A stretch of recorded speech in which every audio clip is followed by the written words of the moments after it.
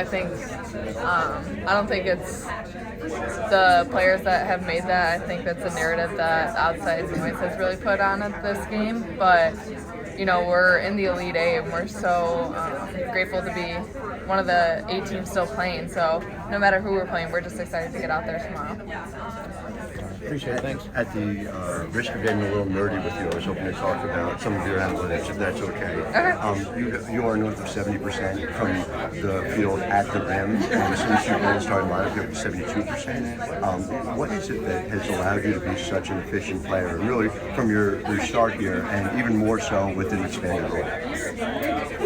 Yeah, I think, I get those reps all the time, and I've worked so hard in the preseason and all year long, I like to drive to the basket a lot, and finishing through contact is super important, whether the ref calls it or not. That's really been an emphasis for me, but, a lot of those times I don't get those buckets without my teammates' passes, so I'm super grateful I have great passes on this team too. When you made the decision to come here, you obviously had all sorts of offers for the state, and in the stadium you could have gone anywhere in the Big Ten. The fact that they play so much of a system that's geared toward what you do beyond the arc and at the rim play a part in you not only wanting to come here but wanting to stay here, as playing time was not plentiful early on.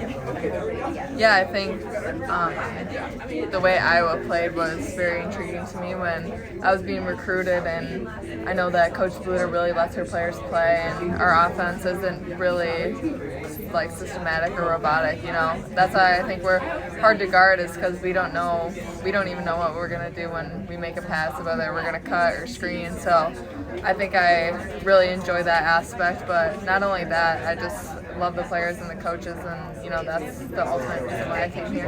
And just in terms of the conversation of sticking with it here, I'm sure there were people who said you could go somewhere else, you could play more, or you're on. What was that thought process, conversation like, and how significant do you feel like that decision was? Now that this moment is met, you've met this moment.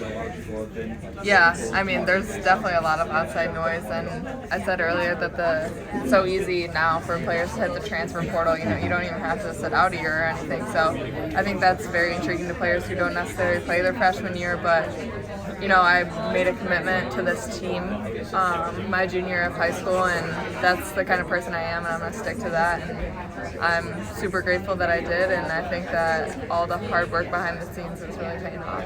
What's Coach Bluder like behind the scenes? Like a mom type? She let you guys do whatever you want? What's the vibe she gives off when she recruited you during the season?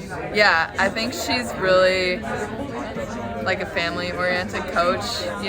All the basketball is great, and she's the greatest coach of all time for sure. But, outside of basketball, she's so amazing, and she cares about us more than just a basketball player. She cares about us as people, and wants us to be good students. And, I really appreciate that about Coach Bluder. When you guys get in your circle or whatever before a game, do you always or do you anticipate kind of what she's going to say? Because it sounds like she does something different every time. Yeah, she definitely does something different, and I think that's fun and keeps us on our toes. But ultimately, she usually just says that we're a family, we're going to stick together. No one has what we have, and we connect our feet in a circle, and that resembles that no one's more important than someone else in our circle, and we truly, truly believe that, and I think that's why everyone feels so greatly appreciated here, no matter what your role is.